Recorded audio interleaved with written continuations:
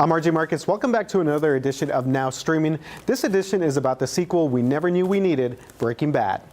No way I'm helping you people put Jesse Pinkman back inside a cage. Aaron Paul as Jesse Pinkman returns in the Breaking Bad movie El Camino. It's been 7 years since we saw him drive out of the desert, and while it looks like the film picks up right where he left us, we don't know much about where he's headed in this new chapter.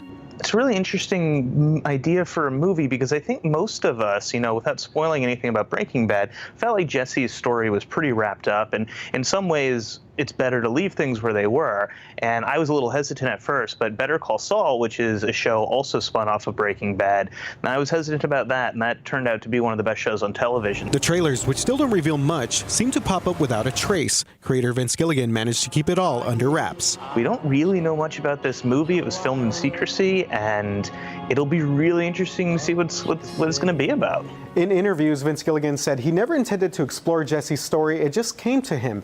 Plus, after 5 seasons of working on Breaking Bad, he said he just missed working with the cast and crew. Vince Gilligan has created this sort of little outpost in Albuquerque that, he films all his shows there, and more shows are being filmed there, but he really kind of revitalized that town in terms of, the types of movies that were made there and things of that nature. That's probably also how he kept us all quiet. He uses the same cast and crew for all of these projects, so he's got like a tight-knit group, and not much news has leaked out about it. I have no idea where he is. Don't know where he's headed either. North, south, west, east, Mexico, the moon. I don't have a clue.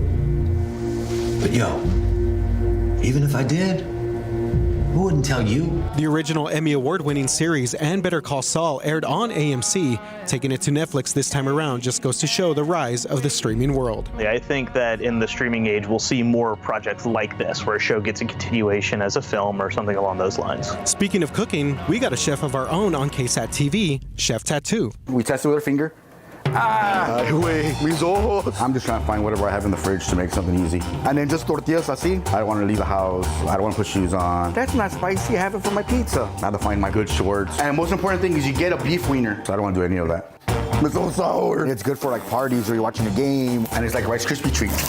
Where you're watching your dad cut the grass while you're inside. Delicious. Like just looking at him, you eat that stuff. So then what you want to do is get all these burnt pieces. Remember, don't be a weasel, eat a chorizo. You can catch up on all of Chef Tattoo's recipes available on our streaming app on Roku, Apple TV, or any way that you stream. For the noon, RJ Marcus, KSAT 12 News.